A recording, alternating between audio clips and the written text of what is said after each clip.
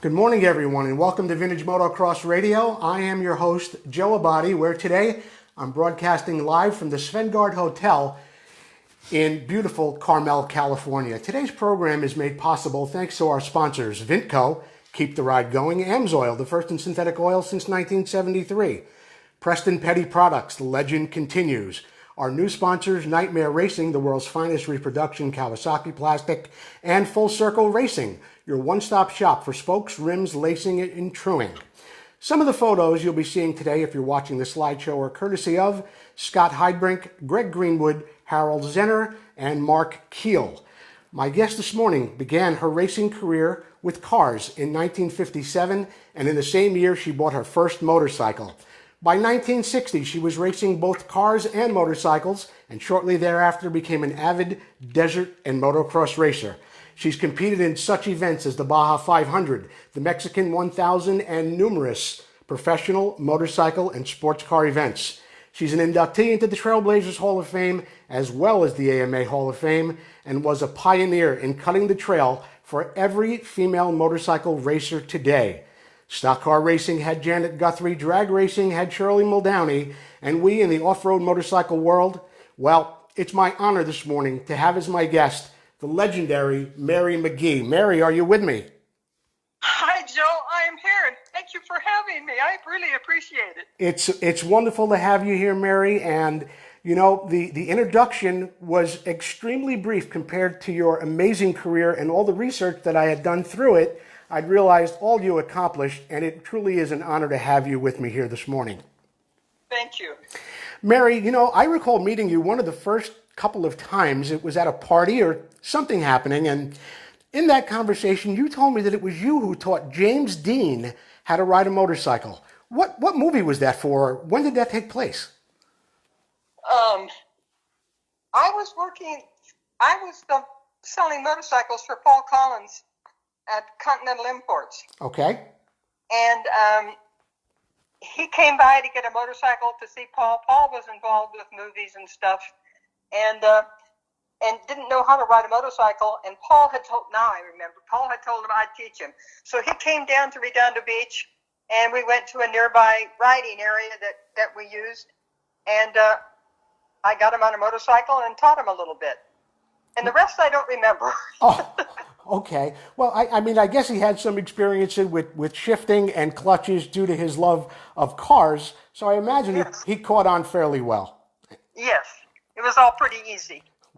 You know, Mary, as I was reading, I discovered that you were actually born in Alaska during a rather uncertain time in American history, which prompted your family to move to Arizona. What was happening? Well, that's kind of a shortened version. Okay. Yes, I was born in Juneau, Alaska. Mm-hmm. My mother and father were divorced shortly after I was born. And my father wouldn't sign the papers. As a matter of fact, he was friends of the judge, and the judge put in the divorce papers that my mother could not take my brother and I out of Alaska. Ah. So now here comes the Second World War. Mm-hmm. And the Japanese are up at the far end of the Aleutian Islands, and the Navy came by all the coastal cities, of which Juneau is one, and said women and children should get out of town. My mother ran to her attorney, and he ran to the judge, and got permission for my brother and I to leave Alaska. Now, my mother was a nurse, so the Navy said she couldn't leave. Oh. But she put I was 5 years old. My brother was 4 years older. Mm-hmm. And she put us on the first steamship out of Juneau to Seattle. Now, she knew a couple that was on that ship, and they sort of watched after us. In other words, they let us eat our meals with them. I see. And then we got to Seattle, and a friend of my mother's met us at the boat, took us to her house. I wet my pants on the way. I was so scared. And the next morning, she took us to the train station. Remember, I'm 5. He's 9. Mm-hmm. We got on the train filled with soldiers, and we go to the train went to Harper's Ferry, Iowa. That's on the river. Okay. The northeast corner. My grandparents and my aunt met us there, and we went to my grandparents' farm in Iowa.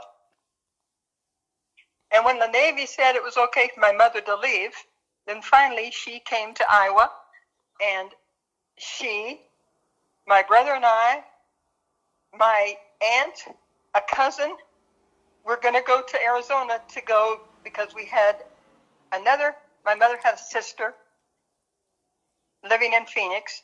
And so then my grandmother said, well, you're not going to leave me here with all these men. So there we all get on a train and go to Phoenix, get to my aunt's house, aunt and uncle's. Yeah.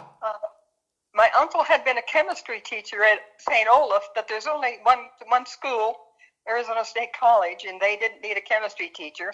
So both my aunt and uncle worked at the war effort for Goodyear. Goodyear plant was down out at Litchfield Park, not too far away. I see. So we all came out there. They had a one-bedroom house. They, of course, had the bedroom. My aunt and a cousin had the couch. My grandmother slept on the day bed at the neighbor's house. My mother, my two cousins, my brother, and I slept outside in the backyard. And that was your early life in Arizona. I think that's fascinating how you got there, and of course having World War II being such an effect on your life at such an early age. You know, Mary, to the listeners joining us this morning, you're known as a legendary motorcycle racer, but your quest for high-speed competition began with cars. Where and when did that begin? It did. It did, Joe. It began in 1957. Mm-hmm. I did race Jim Can. There's no racing. I did drive in Jim Canna's and other guys' cars that would lend me their cars to do a Jim Canna. So then, Stan Sugarman, he and his partner owned a steel company there in Phoenix. He bought the late Frank Arciero's race cars. He had a whole bunch of race cars, and he bought them all. Okay. So, and took them to Phoenix. So, my husband and I was married now. Yeah. He was going to school in Mexico City College because they had a foreign service college there. So, I had gotten very, very sick and came back to Phoenix to go to a doctor in Phoenix. And about that same time, Sugarman decided that he wanted to show off all his race cars to the car people in Phoenix. So he decided to have a time trial. And he invited some California racers over to drive his cars. He had a Maserati, a Ferrari, a Porsche Spyder. He had Jack McAfee over to drive the Porsche Spyder. And he had Jimmy Sims, who was a race car driver in California at the time, over to drive for the women. So I was staying with my brother and sister-in-law, and Sugarman came over to talk, and I was there and talked, da-da-da-da-da-da, and he said, you want to drive my Porsche Spyder in the time trial? And I said, well, yeah. I mean, really, Joe, who would say no? You wouldn't pass that opportunity up, Mary, that's for sure. Yeah. So that happened, and he had, funny thing is, he had Jack McAfee drive me around the track, the time trial track. Uh-huh. I'm telling you, he went so fast, it scared me to death. I almost peed my pants, honestly. So, anyway, I won for the women. I beat Jenny Sims. Now, the next thing that happened in December was they decided to have, I can't remember now if it was SCA or Cal Club, or both, had the first car race in Phoenix in the first week of December. It was just out past Glendale. And we didn't go on Saturday for the time trials and practice and all that. But we went early Sunday morning, and another guy we knew, George Rice, he had a Mercedes-Benz 300 SL, and Bill Moore, his mechanic of all his cars he owned, was racing him. So we went up to say hi to George and Bill, and George said, Mary, do you want to drive my Mercedes in the ladies in sedan race? Again, who would say no? I said, oh, yes, thank you. So I did get a practice Sunday morning in the early morning, the practice lap. Yes. And then the race began. And there were a few Arizona women racing. They just had their cars that they drove along around the street there. You know, at those days, they used to drive their car to the race and then race. Yes. Unless it was a genuine race car. Mm-hmm. So off I went in this Mercedes-Benz 300 SL, of which I had only 3 laps in. And I spun out once, but I still won. Wow. Now, Mary, let me ask you, that 300 SL, was that a gullwing car or was that a convertible? No, gullwing. It was. Wow. So awesome. I got to tell you, it was so awesome. Oh, sure. But it's so interesting to drive because it had that Didion rear end. Yeah. So anyway, awesome car. Obviously, it was fast because I won. And that's just unbelievable. You know, Mary, I've been a fan of Ferrari for many years, for all my life, really. And you were one of the privileged few who got to race a Ferrari. When did that come about? What track was that on, and what Ferrari did you get to drive? Okay. I got to race 2 different Ferraris. A Testarossa. Yes. And a Del Mar. Mm-hmm. And I got to think here. That must have been 58. Okay. And am I right? I can't remember. I think that was right. And then in Midland, Texas, must have been 58 or 59, mm-hmm. I got to race a Berlinetta Ferrari. Okay. Aluminum-bodied Berlinetta Ferrari. What a smooth car. So fast, so smooth. The Testarossa, Del Mar was a short track. And I'm telling you, you're going so fast in that Ferrari that when you need to put on the brakes, you have to pull up on the steering wheel and really stomp on those brakes. With 2 feet, probably, if you had to. No, one foot. Well, 1 foot, because you got the clutch, too, sure. Oh, yeah. It took an effort, but oh, what a fantastic car. So fast, so smooth. Cornering was just so much fun. Yeah. Now, as in the Testarossa. And I also got to drive the Testarossa on the long course at Riverside. Not the Testarossa, the Berlinetta. The Berlinetta, okay. Berlinetta on the long course. I'm telling you, it is so smooth. And the long course at Riverside, mm-hmm. It was quite a long back straightaway. And the car is so smooth, so aerodynamic, I could have had a cup of coffee and eaten a ham sandwich.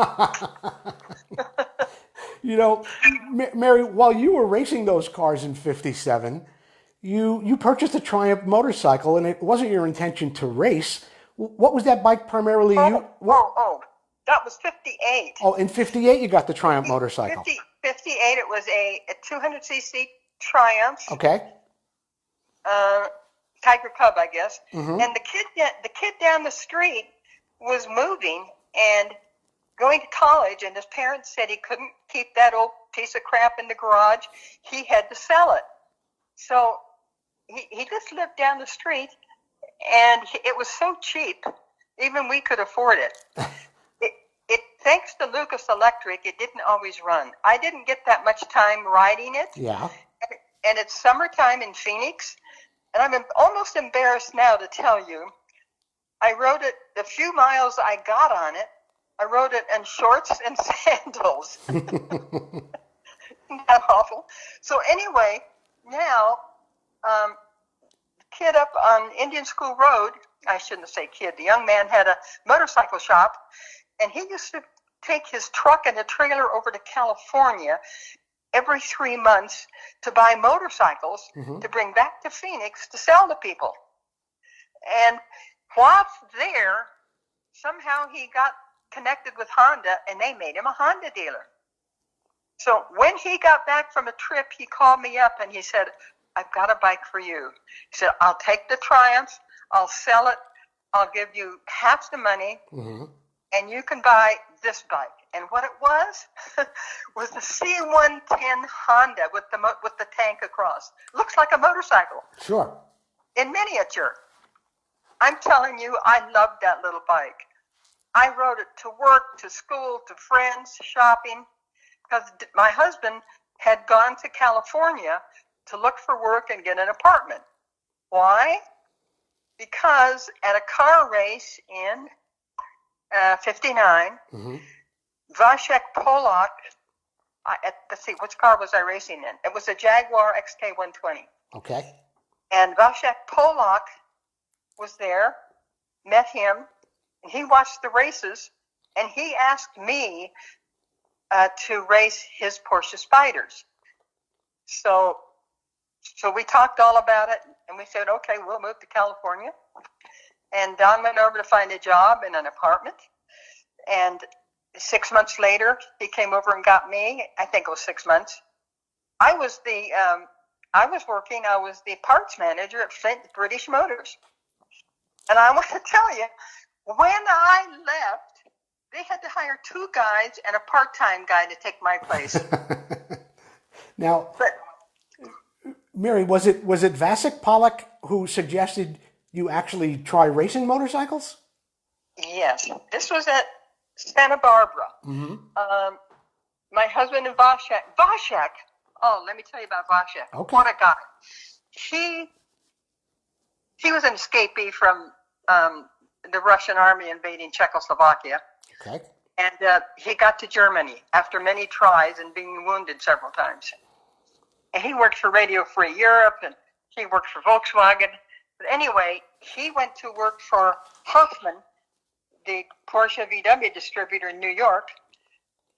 And when he went out to California, he was needed in California. And he wanted to go to the West Coast. And he got a bus and a Porsche, which he towed behind the Volkswagen bus. Yeah. They called them buses. Yes. Loaded with parts. The old bus and the car was loaded with parts. He had to put 70 pounds of tire pressure in his tires to get down the road. Anyway, when he got to the West Coast, he turned left. Got to the ocean, he turned left.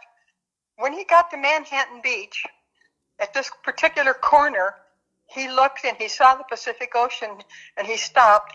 And don't you know, there was a building for rent. How about that?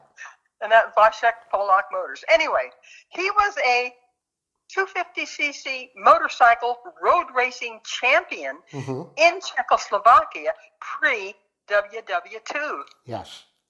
That's why he liked motorcycles. So anyway, now they're down at the corner watching the motorcycles race because he loved motorcycles.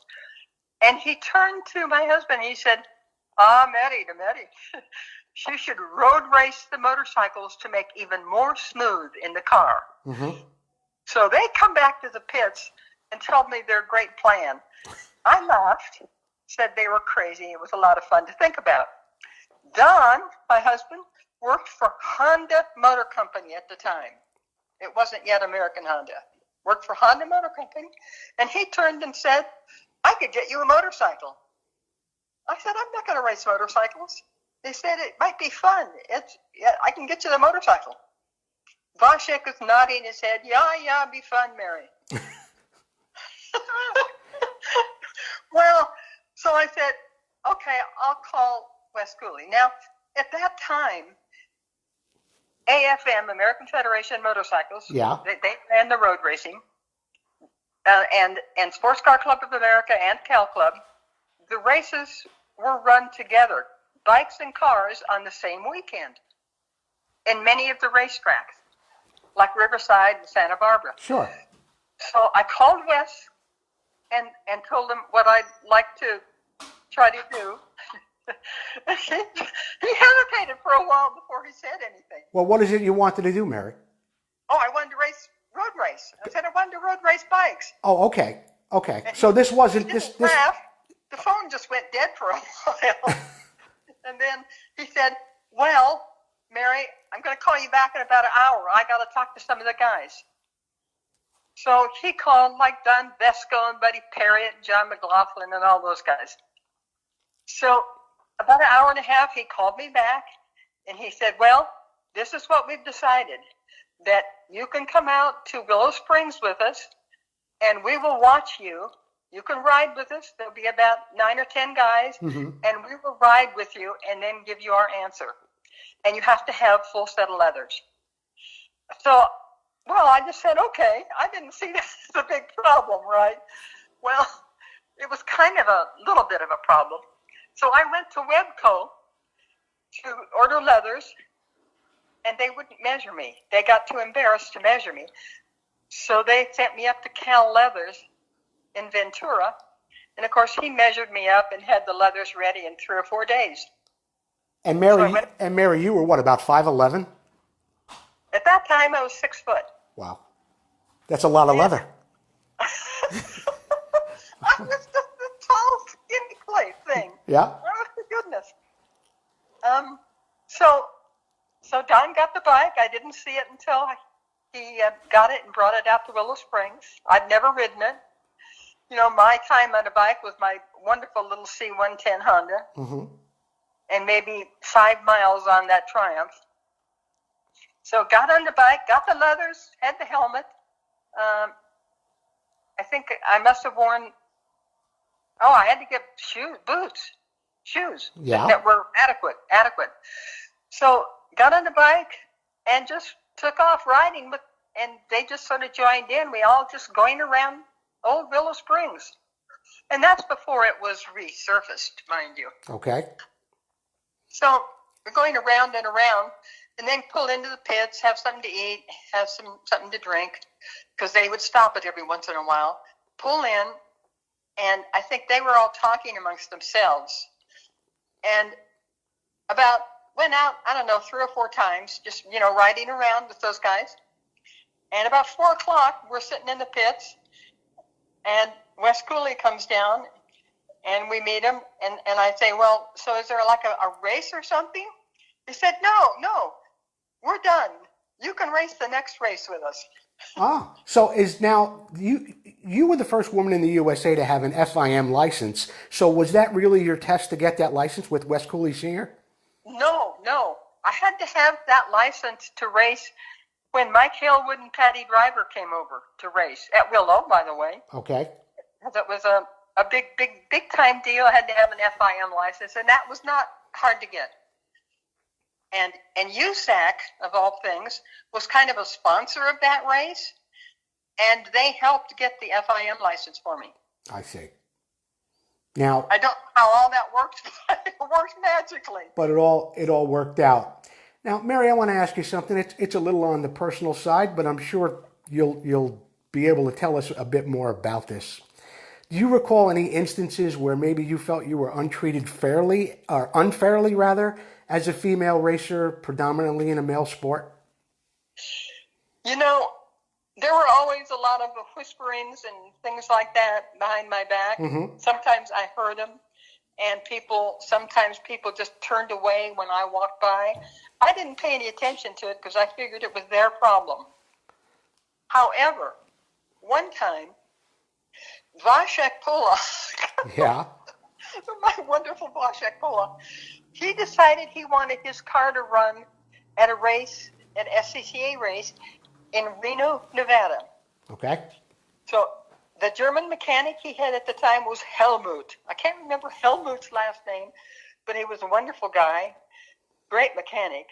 So now, none of us had ever left Los Angeles, Manhattan Beach, for Reno, Nevada. And at that time, I want you to think back to those years. That was what year was that? Must have been 1962. Okay. I can think back that far. I was a child, but go on. I don't like you anymore. So I think it was 1962. None of us had ever been up to Reno, and of course, you go up 14 and then 395, and I'm sure many of you don't know what that was like then. It was just a little 2-lane road all the way up to Reno, and it was dark, and there weren't many places to stop. There was Bishop, of course, and so and of course, every race that Vashek went to, mostly the Northern California and Southern California, with the race car, was always with one of those old buses, Das Bus. And so put a trailer behind it, put a Porsche Spider on there, and off we went.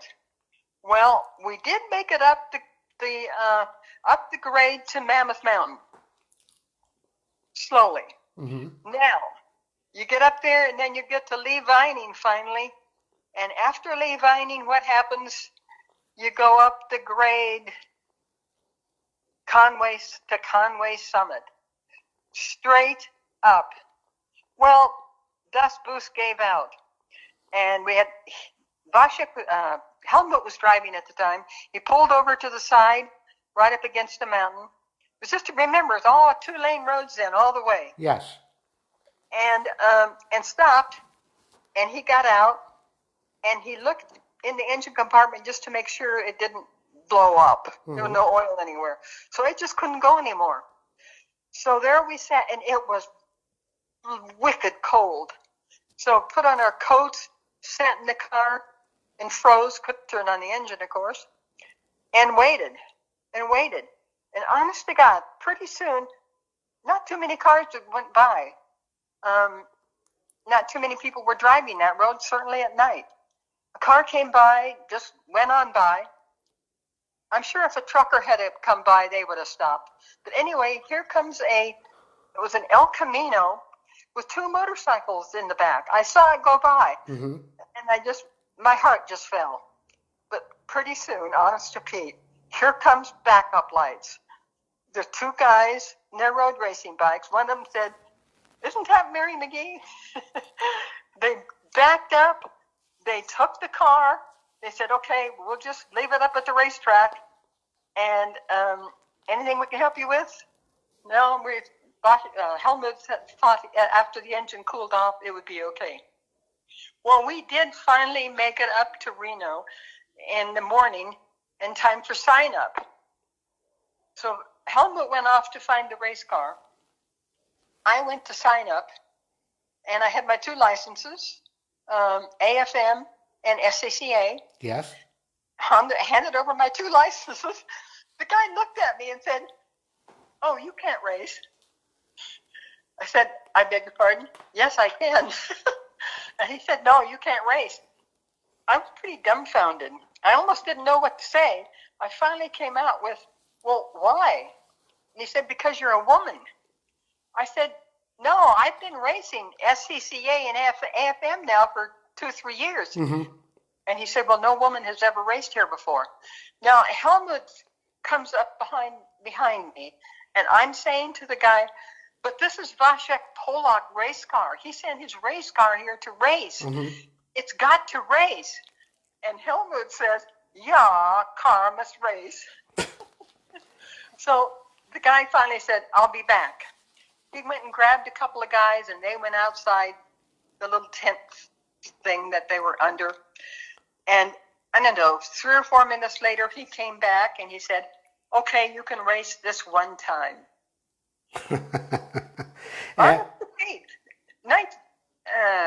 1972. I said 62. I meant to say 72. That happened in 1972. Oh, 72. Okay. Yeah. Sorry. So you're a woman. You can't race. And at that point, does that the one that sticks out in your mind the most of, you being treated unfairly in the sport? Oh, yeah. Okay. Sure. The rest of the things were just little things. You don't pay any attention to. You can't. You can't. Exactly. It becomes too much of a distraction. Now, Mary, here's an interesting thing I read, and I'm really anxious for the listeners to hear about it. Back in 1963, you attended a New Year's Eve party, and it was in L.A., and there were some Hollywood celebrities there, and one celebrity in particular suggested that you get off that road racer, and you give desert racing a try. Who gave you that? Who gave you that advice, Mary? The party was in Manhattan Beach. I never went to L.A. or Hollywood to a party unless it was a trophy presentation. I see. Don went to Hollywood parties every once in a while. I did not. Okay. It was the 60s. I didn't do it. So who was the guy that gave you the advice? At this party in Manhattan Beach, everybody was there. All the race car drivers, because it was a race car driver who was putting on the party. I see. So it was Steve McQueen. Now, I've known Steve for several years from car racing, right? Yes. So he came up to me and he said, Mary McGee, you have got to get off that pansy road racing bike and come up to the desert. I, of course, said, ew, and get dirty. Well, people around kind of laughed. Don, my husband, said right away, I can get you a bike. McQueen then said, well, there you go. You can come out. So I said, how long after that did you go out and race desert? well, so he indeed got a bike. I said I would give it a try. Why not? Mm-hmm. So I went out trail riding with some of the guys, the stunt guys. Robbie Harris in particular. He was a race car driver also. And went out to Tehachapi, the Tehachapis to ride. Yeah. And there were no freeways then. You just had to go forever up 101. And turn on our favorite 14 and just followed him around, followed him up to the get-off point, got on the bike, never ridden it before, and started riding. Don was riding his Triumph, 500cc Triumph. So we started riding, and I'm a little embarrassed today to say this, but we lifted up a fence to go to, I guess, somebody's property to ride. Yeah. And came back for lunch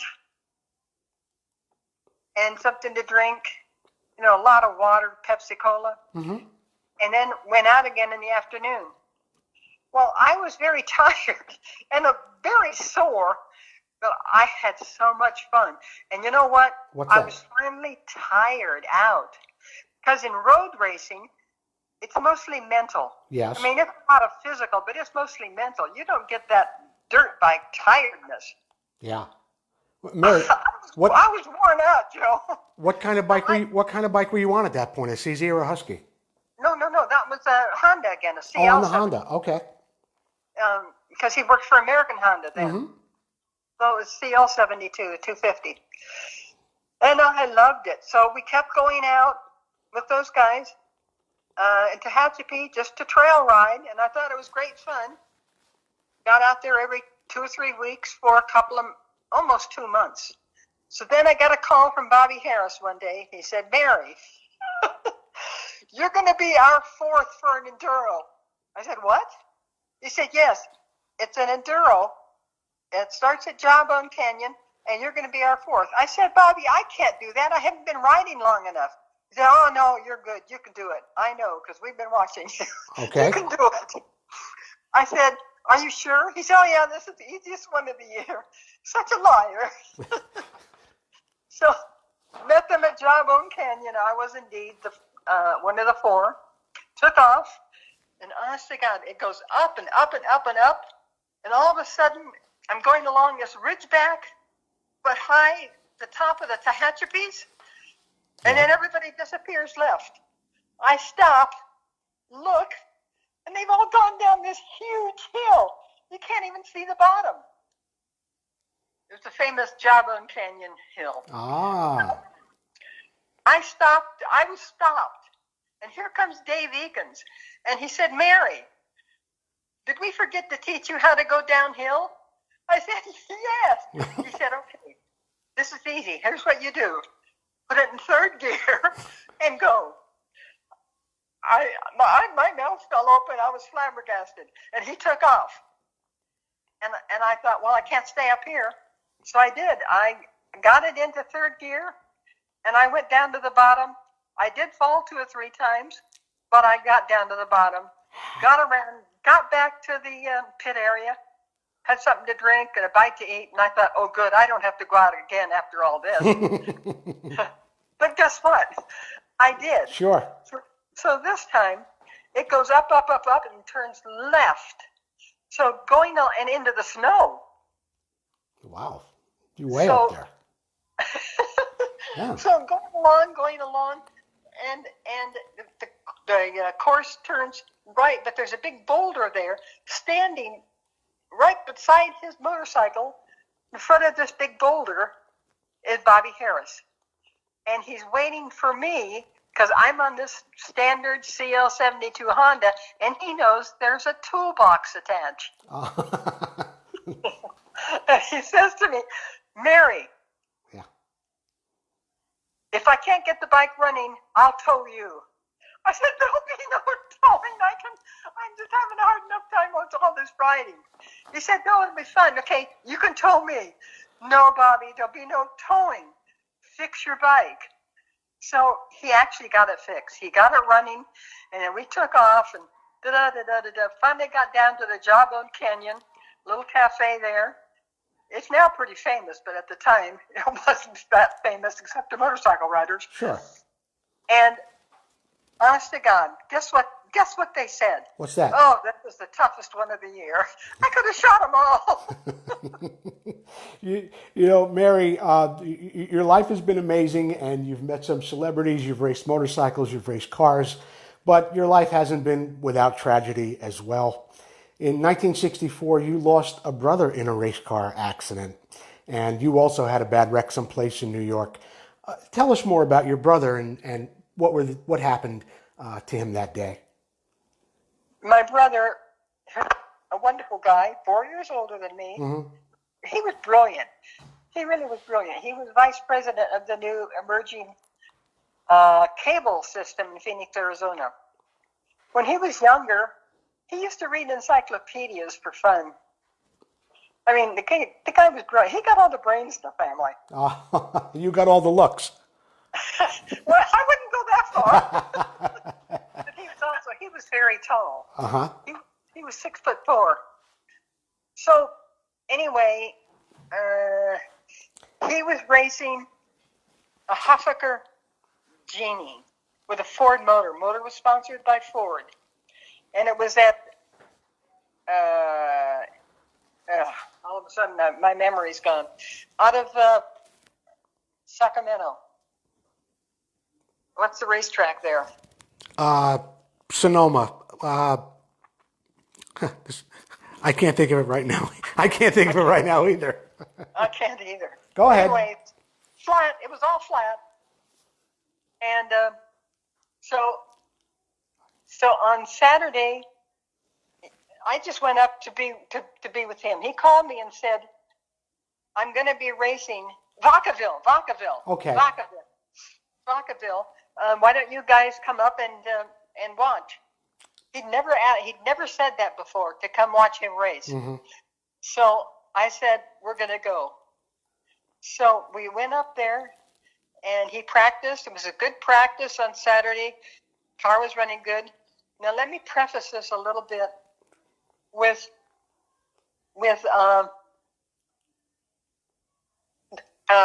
his pals in Phoenix, the guys that helped him with the race car. Yes.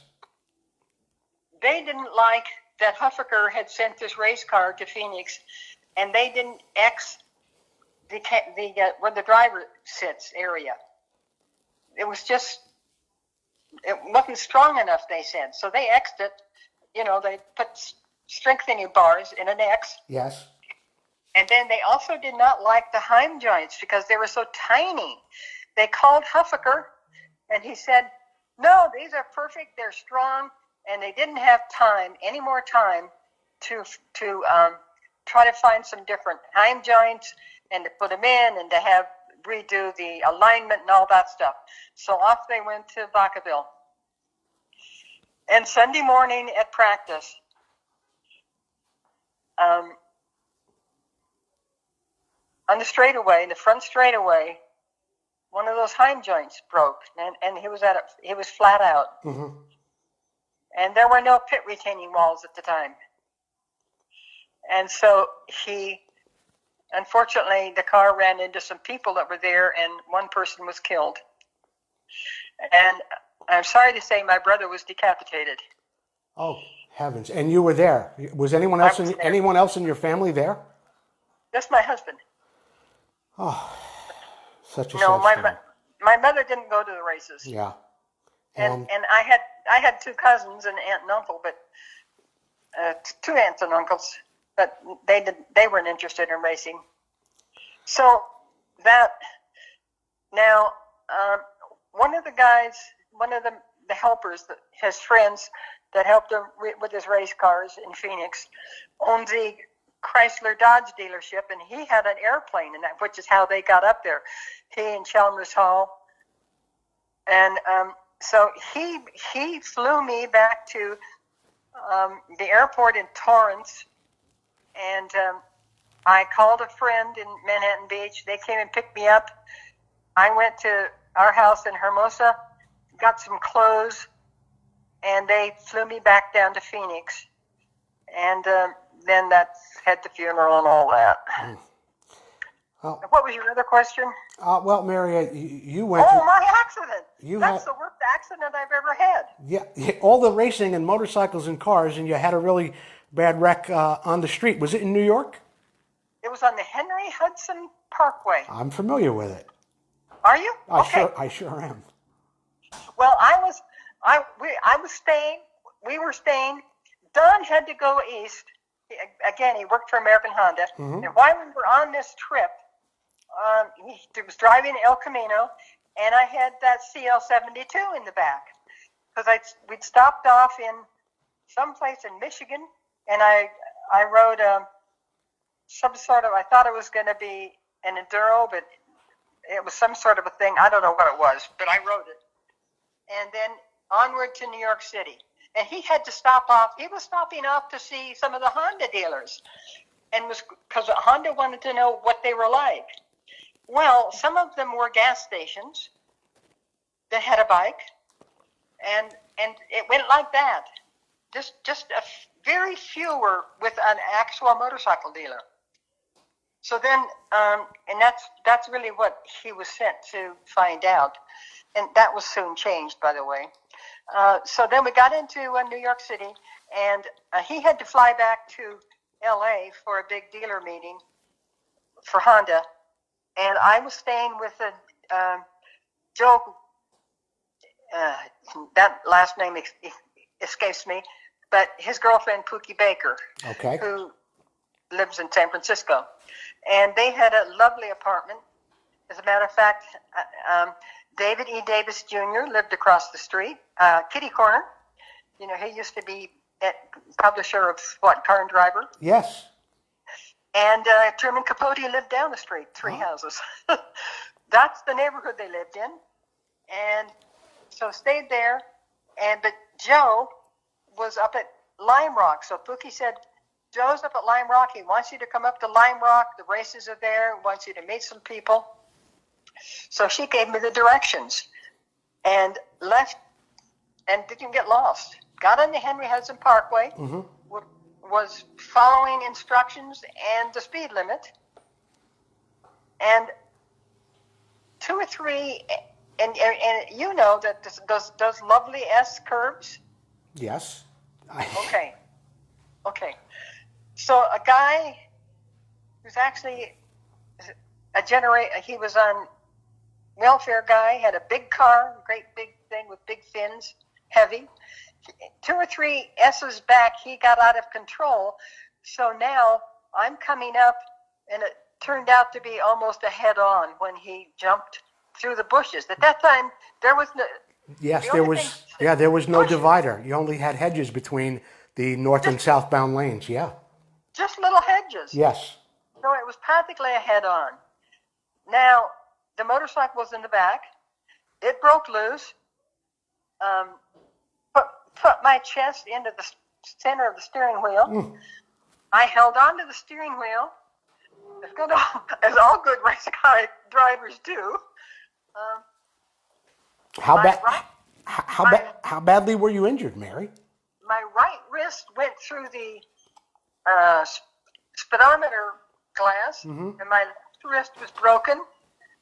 My face hit where I broke the steering wheel, hit my nose, broke my nose, and cut me up, and punctured a lung, and broke a couple of ribs. Oh boy! Other than that, nothing. Other than that, you were.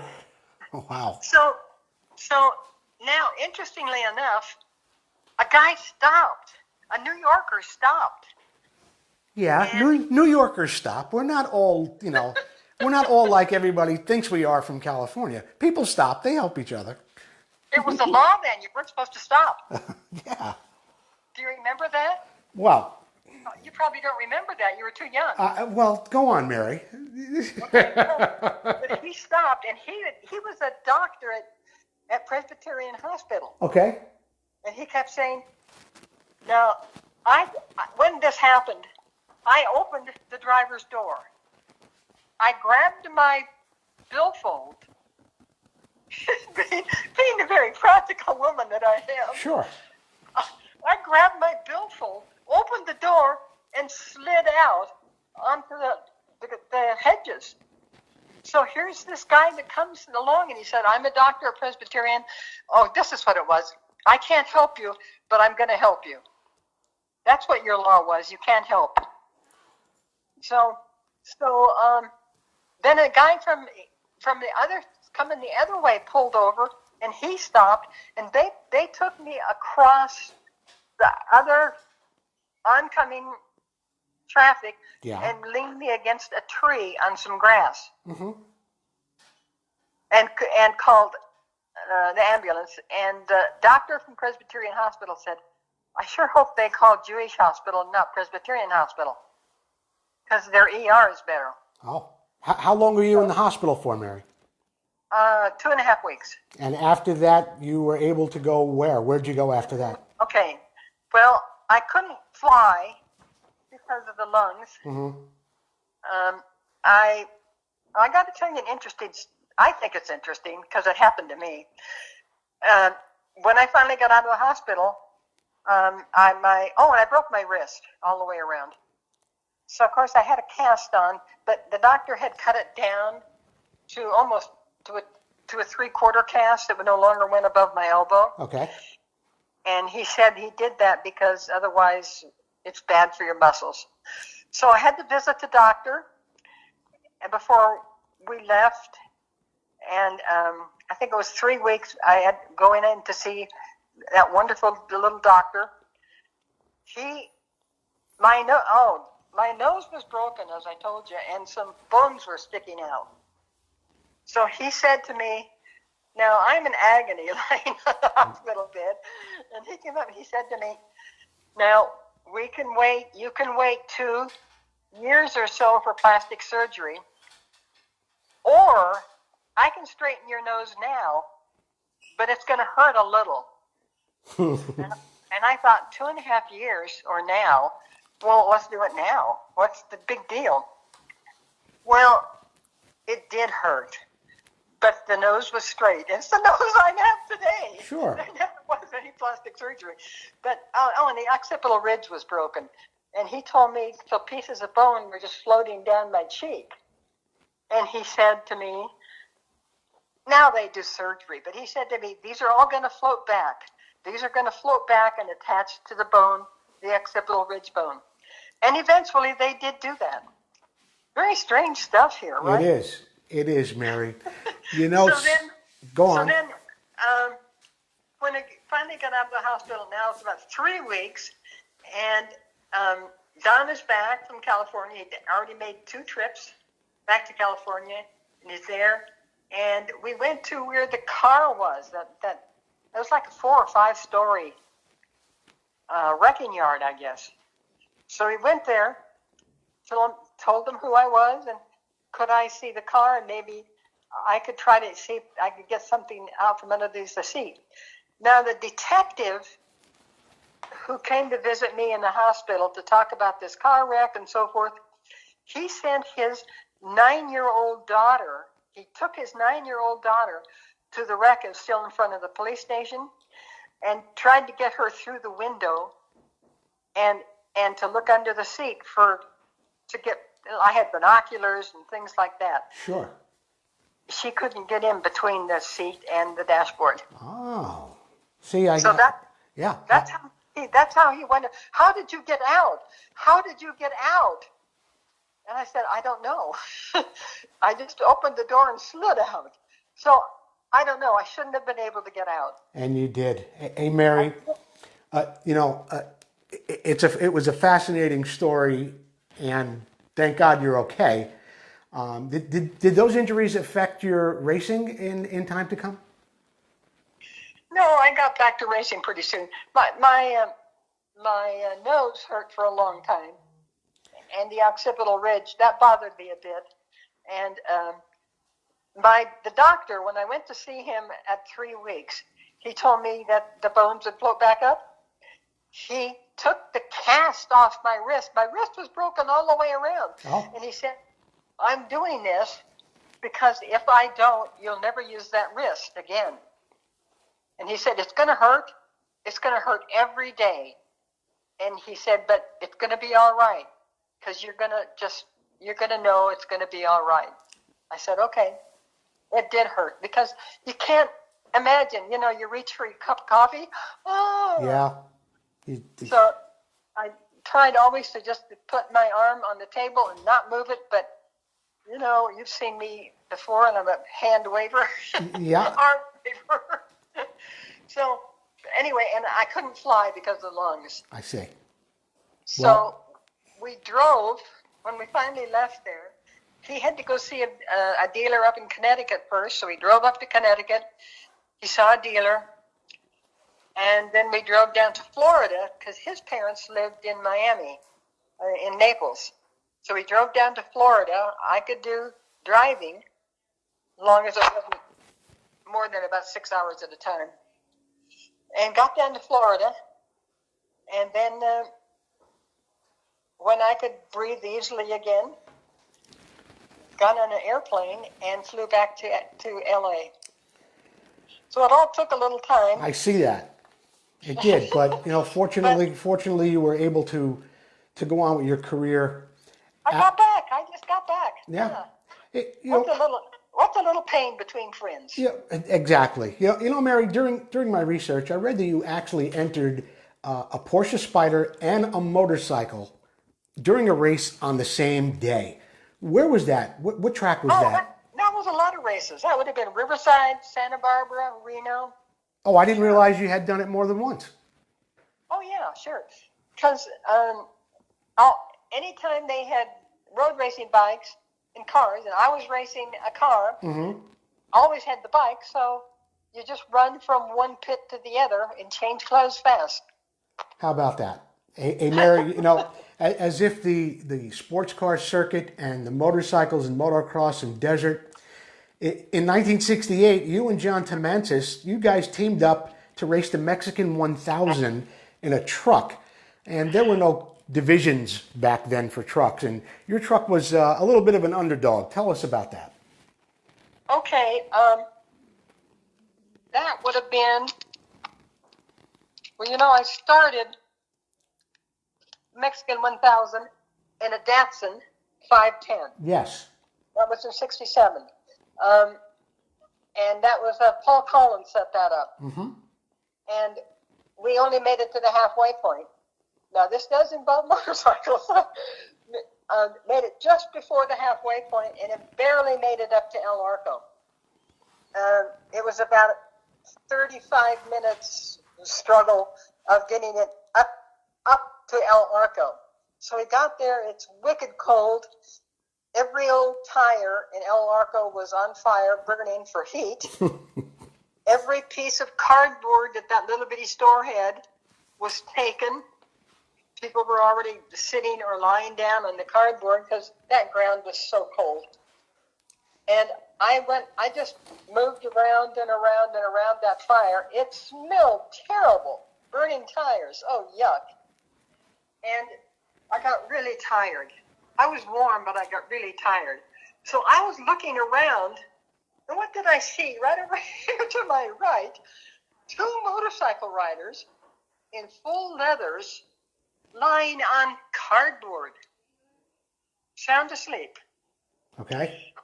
I went round and round, warming myself up really, really good, walked over there, and I slid right between these 2 motorcycle riders.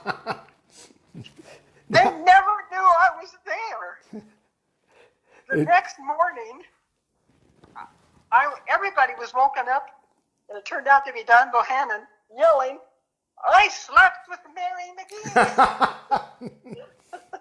So that's the best part of 1967 1000. It was a great little car, that 510. Yeah.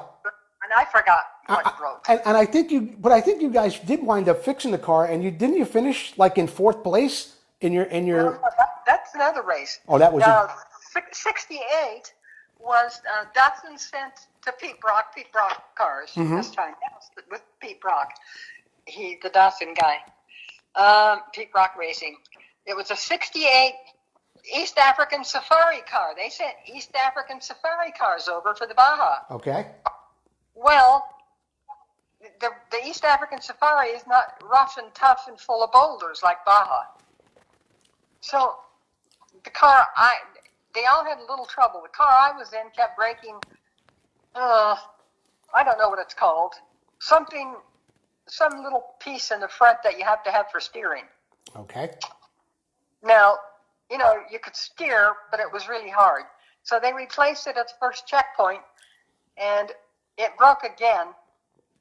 And there were never any more new little parts. But we did finish seventh with darn broken down car.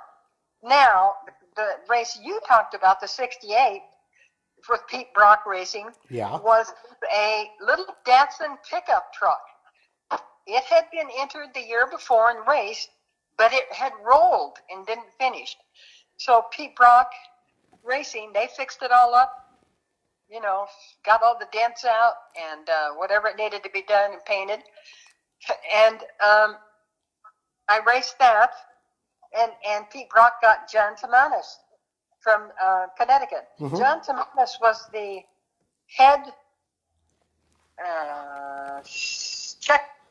checker for SCCA. Before your car could race, yes, you had to go through the big check stuff. Yes. Well, John was the big honcho at SCCA in Connecticut. So I'm sure there was politics involved in that, but it's all right. I knew John because he used to race cars when I was racing cars. So that was fine. So off we went.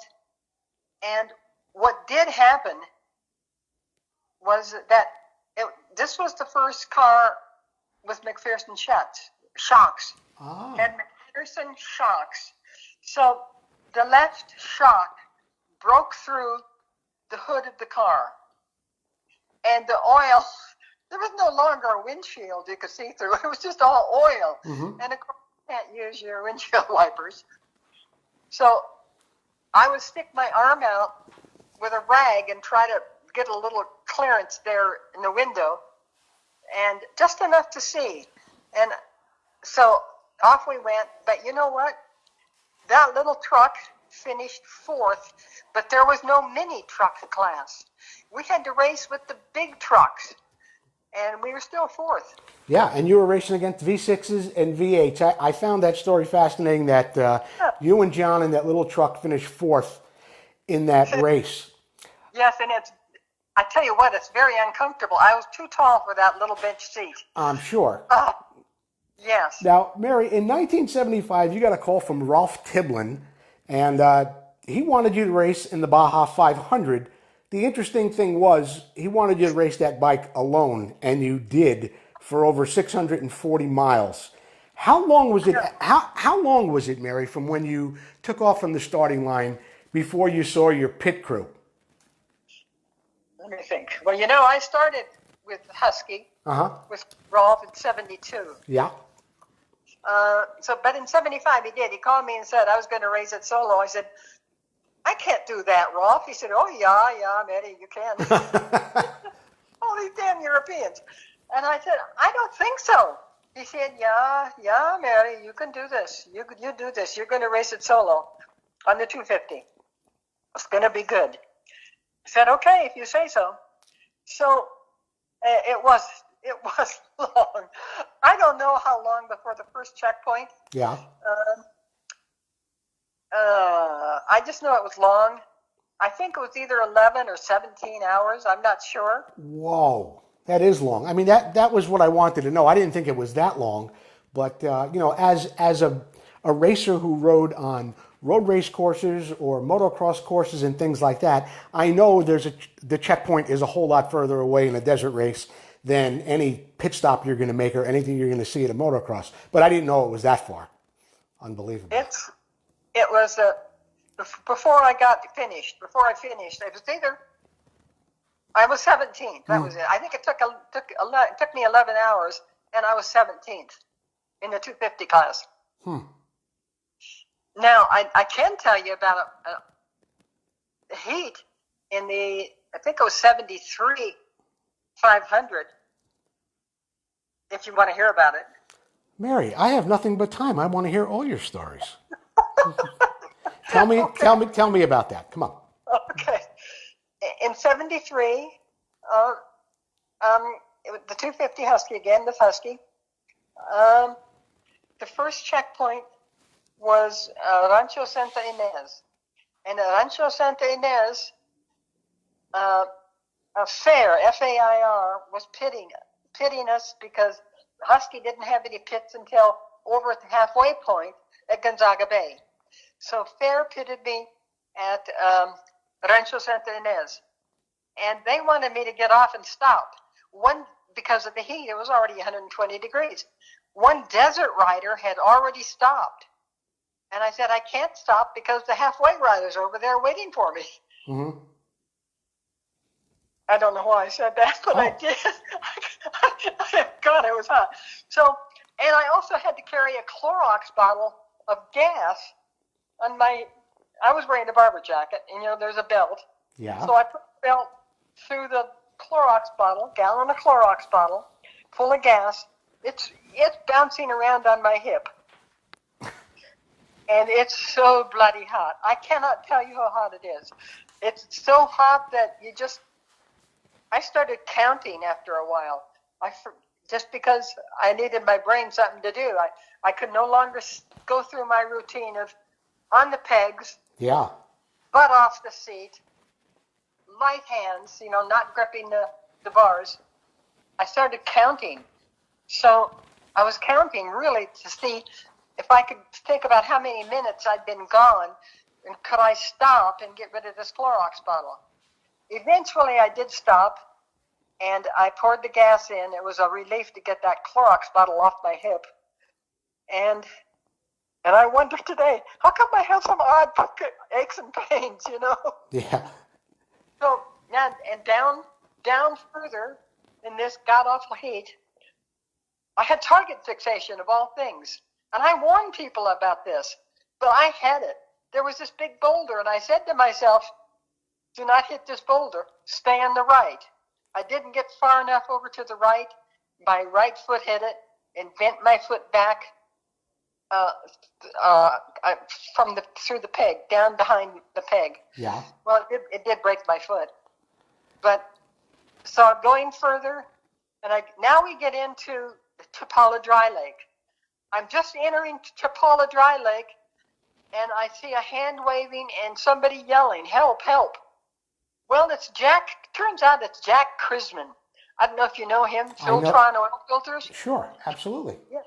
Yeah, it's Jack. And he's sitting on top of his motorcycle.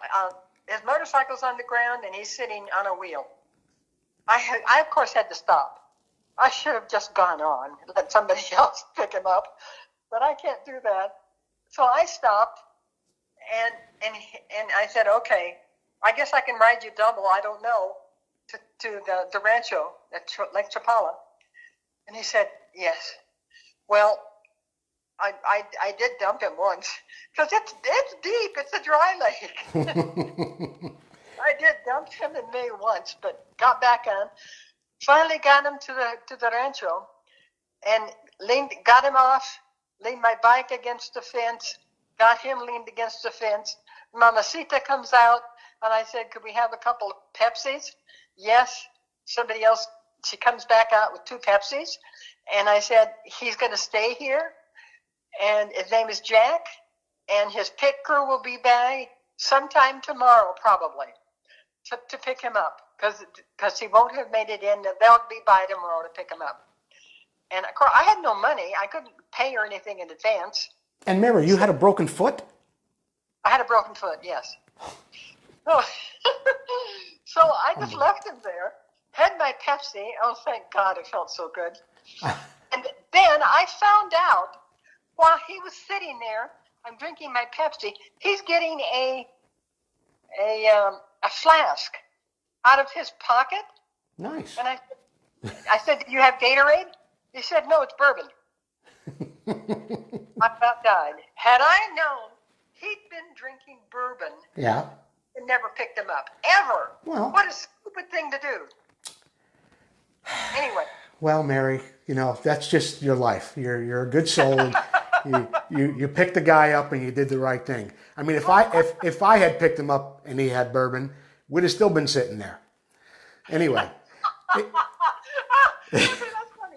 Well, of course, I wouldn't have left him. I'd have just been very pissed. Well, hey, Mary, by 19... Okay, I got to go on. One more thing. Oh, go on. Go. Thank you. Sorry for interrupting. No, that's okay. Okay, so now you go down the trail, and then you come to this little canyon. So back then, this hadn't had 10,000 four-wheel drive vehicles through it to flatten it out and make it wider. It was a narrow canyon just filled with boulders. It was just boulders. And I was pretty good at riding with the boulders because I didn't care if the handlebars went back and forth. I just kept gassing it up, and I didn't ride between boulders. I just rode over them. And what do you suppose? Get down there just a little ways. I don't know how far. And I saw a motorcycle leaning against the side on the left. And once again, I hear, help, help. There's some guy sitting right up the hill a little ways.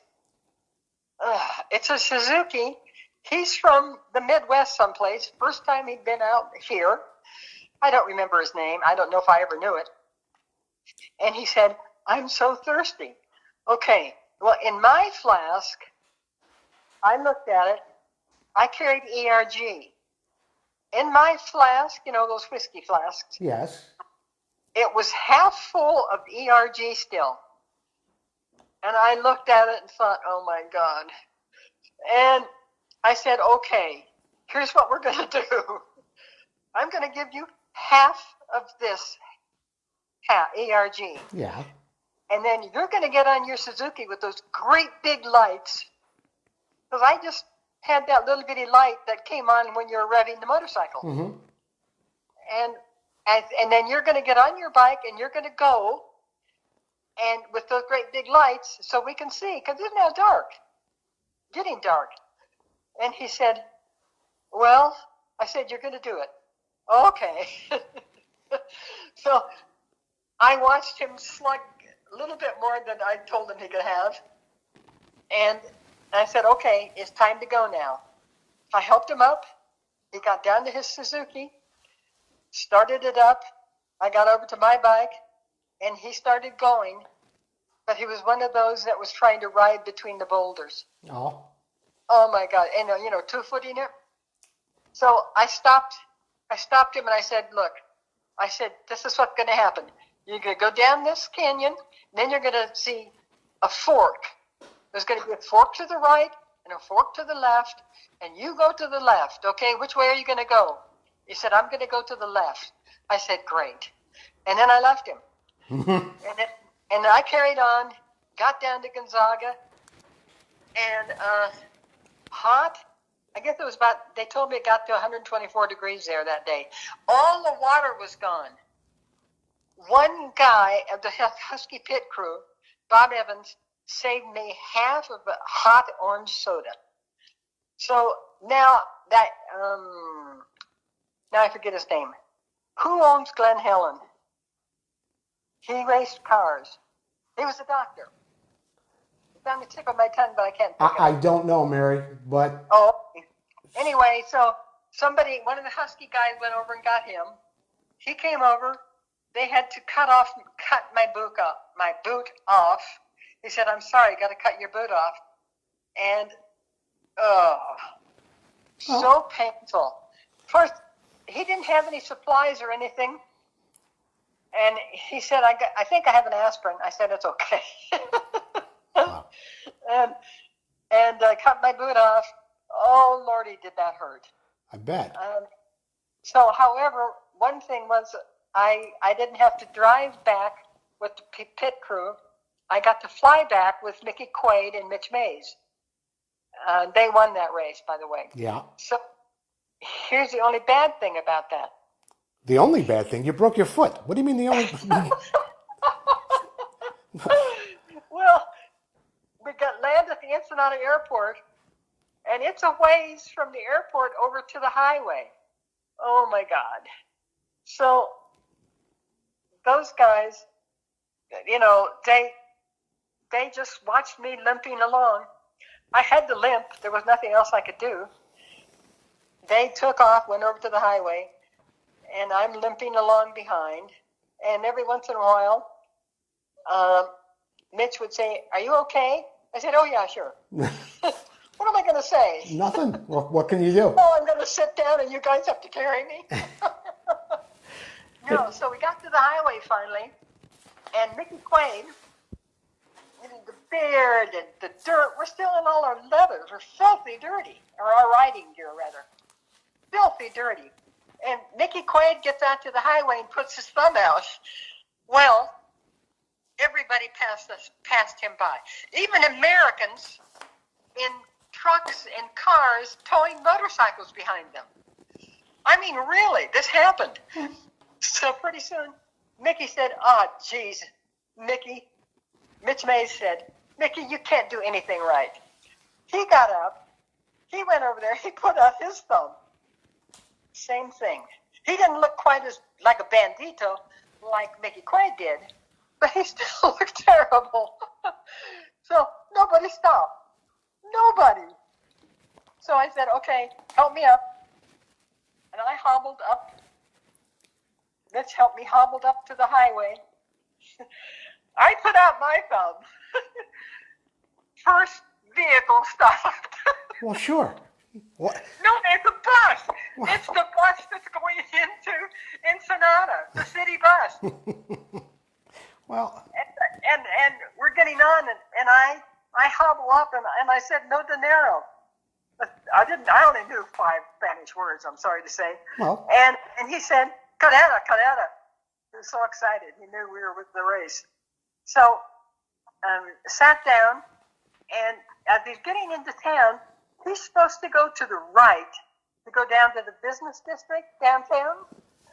He knows where race headquarters is, that hotel, and he takes us there and drops us off right there. And I apologize for not having a tip, no money. Carrera, carrera, and he raised his hands and clapped, and off we go. I just said thank you very much. Mary, your career and the experiences you've had are I mean, it should certainly be in a book at least. And as I went on with my research, I discovered that in 2012 you were a guest speaker at the FIM Gala in Monte Carlo, Monaco. You were named the Woman Legend of the Year. In 2014, of course, you were inducted into the Trailblazers Hall of Fame. And in 2018, the AMA Hall of Fame. Isn't that wonderful? I know it. It is just, it's fascinating, Mary. But my question is, of all the races, the victories, and the accomplishments, the induction ceremonies, what would you like the motorsports world to remember most about Mary McGee? I loved racing. Yeah. It's a lot of fun, and I think more people should race because it's so much fun. You know, it doesn't matter if you win. You're out there in the game. Yes. You're meeting people. You're in the game. I was never going to win. I actually won a few races. But I was out there and I loved it, and I was very proud to be in with the racing. And I also, you mentioned Monaco. Do you know the FIM paid business class for me to fly from Reno all the way to Monaco? Is that good or is that bad? Geez, that's a lot. That's like $1,800. The plane landed in Nice, and then I got a helicopter ride to Monaco, and then they had a car to take me up to the FIM Grand resort, Yes. which was awesome and a great experience. Tiring, but a great experience. Mary, do you think that magazines are covering enough about women in motocross and motorcycle racing these days? Oh, of course not. You don't. So is that because there isn't enough events, or do you just think that the magazines aren't covering those events? You know, I think that it's going to get a little better because there's so many more women now Yes. riding bikes. And I'm hoping that more women will enter vintage motocross. You know, that's the funnest thing I ever did. It is a lot of fun. Yeah. I started in, I moved up to northern Nevada in 2000 and started vintage in 01. I rode friends' bikes for several events, and then I got a 274 250 mag Husky. And it's the most fun you can ever have riding a motorcycle, other than trail riding. I love trail riding. When was the last time you raced, Mary? 2012 was my last actual race. It was in Arizona, at Arizona Cycle Park. And you know, that's the first track I ever raced on that had tabletops. Oh. I'd never seen a tabletop before. It had 2 tabletops, but it was a lot of fun. Hey, you know, Mary, we were talking about magazine coverage just a moment ago. In '76, you were employed by Motorcyclist Magazine. What did you do there? Were you a test rider? Oh, gosh, no. I was a woman. What do you think? No, Well, test riding. Yeah. I thought it was a fair question, Mary. I'm sorry. It was a very fair question. Okay. No, I sold space. Ad space. Ad space, yes. And but I did get to go on some rides. I didn't get to write or say anything about the bike. Mm-hmm. We tested a whole bunch of bikes. Went up to Napa. I got to go around Sears Point. Sears Point. Yeah. I loved a 750 Suzuki. It was a nice bike. Kind of always did like Suzukis because you sit they were like the CZ. You get to sit in them instead of on them. Yes. So, it was a great ride. And we ended up, Jody Nicholas, the late Brad Zimmerman, and Rich Cox, and myself. Yeah. Raced a 24-hour in Las Vegas. Yeah, I remembered that too. Sure. Yeah. Now, it was an interesting course. The course was fine, very poorly lit. Couldn't really see much. And you know, Jody had that terrible accident. He had to quit riding when it got dark. He wouldn't ride when it got dark. The lighting was so poor. Sure. He didn't want to take a chance of having another accident. Mm-hmm. And so it was Brad, myself, and Rich. And at 1 o'clock in the morning, we ran out of tires. So that was our 24-hour race. Very interesting. It is. And Mary, I had another question for you, and we're going to be wrapping up shortly, but I did run across a picture of you riding a Can-Am. How did that come about? Oh, that's because Husky ran out of bikes. They didn't get enough bikes in. Yeah. So Can-Am sent me a 175. Did you like that bike? I did. It was a nice little bike. Had an interesting problem out of going on that nice soft sand trail. It's the trail that goes into, after the dry lake, it goes into San Felipe. The bike just stopped. Again, you know, it's always bloody hot down there. Sure.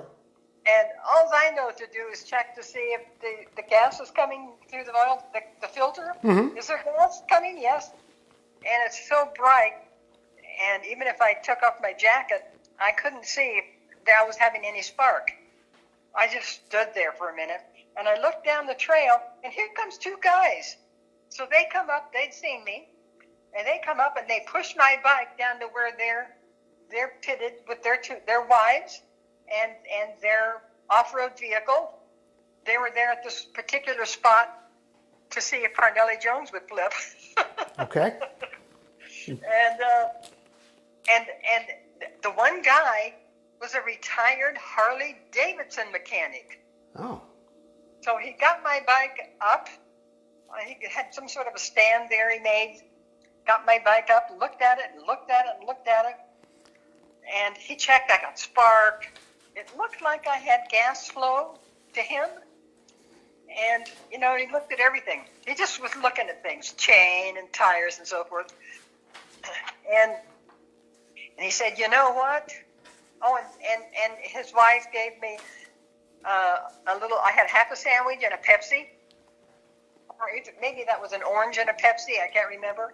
But he said, you know what? Those Harley Davidsons would never run with a fuel filter. And he said, let me check to see if you've got enough gas line. Ah.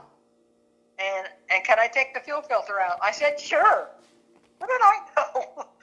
And so he had enough gas line to go from here to here. And he cut the fuel filter out. And guess what? That bike started right up. Yeah, and that was the problem.